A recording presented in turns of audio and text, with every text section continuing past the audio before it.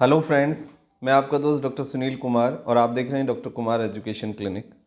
हमने देखा है कि आजकल बहुत सारे लोग किडनी का एक टेस्ट करा के आते हैं और डायरेक्टली उनका एक क्वेश्चन होता है कि भाई यूरिया बढ़ गया है, क्रिएटिनाइन बढ़ गया है, किडनी ख़राब हो गई है, किडनी डैमेज हो गई है और अब क्या करें। और देखा ये जाता है कि एक मिथ, एक कन्फ्यूज़न और एक गलत डायग्नोसिस के बाद बहुत सारा गलत इलाज भी शुरू हो जाता है।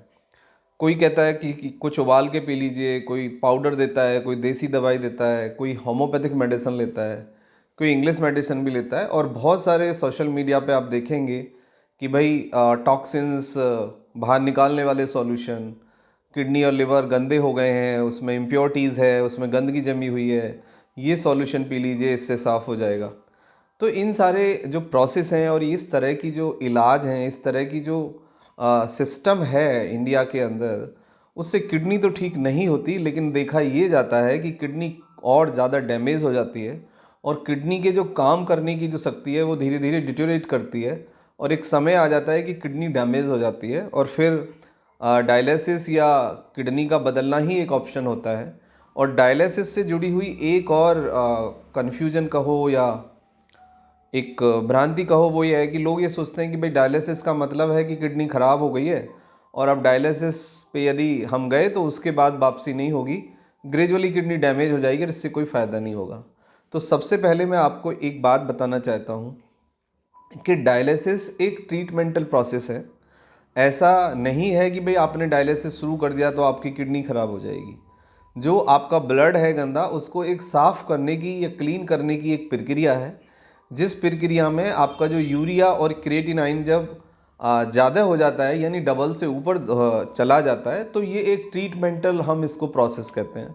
और इससे दुनिया में बहुत सारे पेशेंट को देखा ये जाता है कि जब फर्स्ट लेवल पे क्रिएटिनाइन और यूरिया एग्जैक्टली डबल होता है नॉर्मल रीडिंग से, तो फिर इसका सपोर्ट लिया जाता है डायलिसिस से।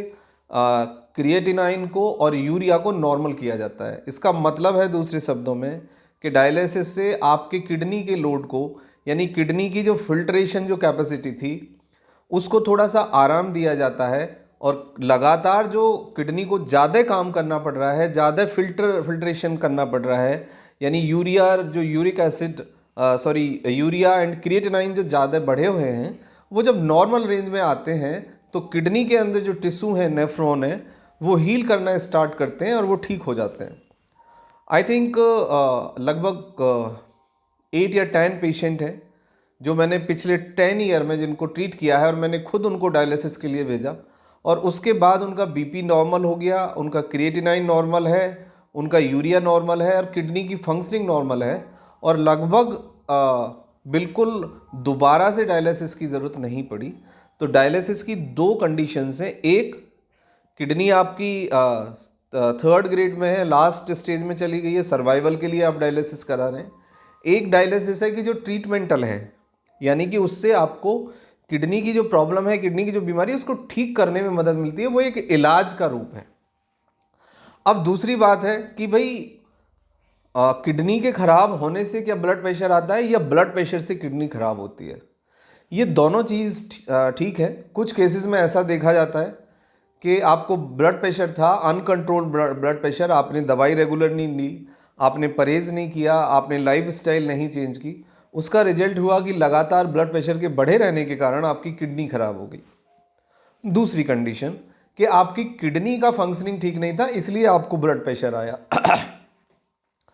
तीसरी कंडीशन, डायबिटिक न्यूरोपैथी या डायबिटिक के बिगड़ जाने से, आपको शुगर लेवल के लगातार बढ़े रहने से आपकी किडनी खराब हो गई, यानी टिश्यू, आपके जो नेफ्रॉन्स हैं, उनकी फंक्शनिंग बदल गई। एक ये रीज़न होता है। दूसरा, लगातार स्टेरॉइड के खाने से, लगातार दर्द की दवाइयाँ लेने से, लगातार अल्कोहल का ज़्यादा कंजम्पशन करने से, लगातार तम्बाकू या स्मोकिंग ज़्यादा करने से, बहुत ज़्यादा फैट और सॉल्ट के इंटेक करने के कारण, ये सब कारण होते हैं। और फिर कुछ इन्फेक्शंस जो कि डायरेक्टली किडनी को की हेल्थ को प्रभावित करते हैं। उसके बाद ये आता है कि आखिर बचाव क्या है और इलाज क्या है। सबसे पहला बचाव ये है कि आप कोई भी पेन किलर, कोई भी स्टेरॉइड, कोई भी एंटीबायोटिक जब तक आपको आवश्यकता नहीं है, जब तक कोई डायग्नोस प्रॉब्लम नहीं है, आपको ऐसा कोई इन्फेक्शन नहीं है, तब तक इन तीनों कैटेगरी की दवाइयों का इस्तेमाल बिल्कुल ना करें। नेक्स्ट है कि alcohol, mutton chicken plus smoking, तम्बाकू, गुटखा और white salt and the white sugar, इसको अपने खाने से कंप्लीटली निकाल दें। सफ़ेद नमक की जगह आप काला सेंधा नमक यूज़ करें। चीनी की जगह गुड़, शक्कर, मिश्री खाएं या नेचुरल शुगर ले सकते हैं, आप हनी ले सकते हैं या मिश्री खा सकते हैं। तो ये एक रहा। 30 to 40 मिनट वॉकिंग करें।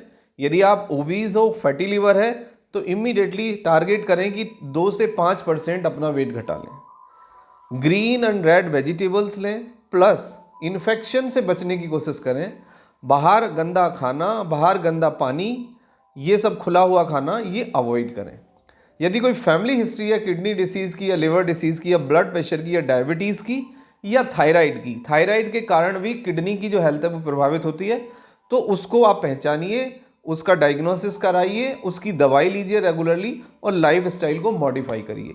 यदि आपका क्रिएटिनाइन और यूरिया नॉर्मल रीडिंग से डबल भी है तो भी वो ट्रीटमेंट से बिल्कुल ठीक हो जाएगा, और उस ट्रीटमेंट में डायलिसिस ट्रीटमेंट एक ऑप्शन हो सकता है, जिसमें कि 3 से 5 बार ही डायलिसिस किया जाता है। उसके बाद फर्दर आपको डायलिसिस की ज़रूरत नहीं पड़ती है और आप अगले 10, 15, 20 साल तक भी नॉर्मल दवाइयों के साथ जी सकते हैं और आप अपनी किडनी को बचा सकते हैं। बट ये पागलपन ना करें कि आपका यूरिया और आपका क्रिएटिनाइन नॉर्मल नहीं हो रहा है और आप डायलिसिस भी नहीं करा रहे हैं। आपके यूरिया और क्रिएटिनाइन का इमीडिएटली नॉर्मल रेंज में आना जरूरी है। यदि दवाइयों से वो नहीं आ पा रहा है तो आप डायलिसिस का एक जो ऑप्शन है, ट्रीटमेंटल ऑप्शन, उस पे जा सकते हैं अपने फिजिशियन से बात करके। ये किडनी के लिए, किडनी मैनेजमेंट प्लस आपकी जो क्रिएटिनाइन और यूरिया बढ़ा हुआ है उसके लिए एक बेस्ट मैनेजमेंट होगा।